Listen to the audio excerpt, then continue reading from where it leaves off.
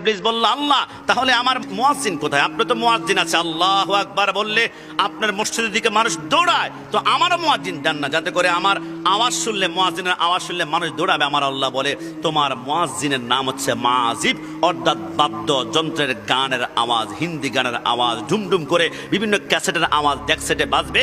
আর যারা কনসার্ট, সেই গান, সেই প্যাকেজ অনুষ্ঠানে ওই আওয়াজ শুনে দৌড়াতে শুরু করবে, এরা শয়তানের মুয়াজ্জিনের আওয়াজের ডাকা সাড়া দিয়ে দিয়ে তারা সেইখানে গিয়েছে, আর শয়তান তাদেরকে ক্যাপচার করে নিয়েছে।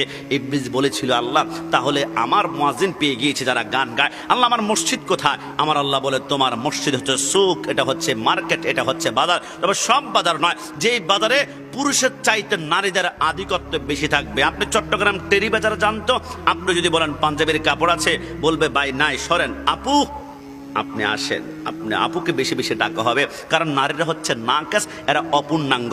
আপনার থেকে 10 টাকা লাভ করতে বলে নারীদের থেকে 30 টাকা লাভ করা ওদের জন্য সহজ, নারীদেরকে ধোকা দেওয়াটা ওদের জন্য কন্ট্রোলে খুব সহজভাবে হয়ে যায়। এই জন্য যেই মার্কেটে পুরুষের চাইতে নারীদের আওয়াজ বেশি থাকবে, কণ্ঠের আওয়াজ বেশি ধ্বনিত হবে, এটা হচ্ছে শয়তানের মসজিদ।